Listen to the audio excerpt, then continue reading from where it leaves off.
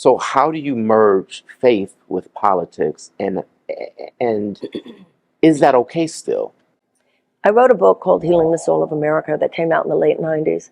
And that was my question. And that's what I wanted to discover.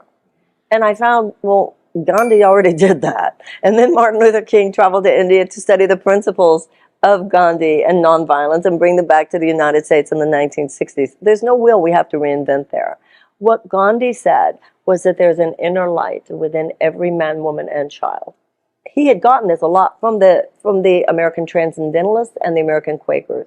He said there's an inner light within every man, woman, and child. And that inner light, which you and I know is compassion, love, and so forth, he said it heals not only personal relationships, but it also heals economic, social, and political relationships. And then what Martin Luther King said about Gandhi was that he was the first person in human history to take the ethic of love and turn it into a broad-scale social force for good. So basically what we're saying is, you and I, if a hungry child wandered in here, are you okay, honey? You need some food? All we're saying is, what about the millions of children who are hungry? You've got, here, you and I are in Nevada, 500,000 people in this state are hungry, including 129,000 children. What is love in politics? Feed them. Hello.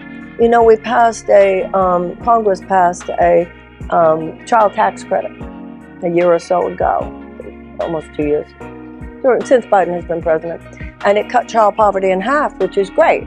Although for me as president, eliminate all of it, thank you. However, it did cut child poverty in half. The problem is, when it expired 6 months later, they didn't permanentize it.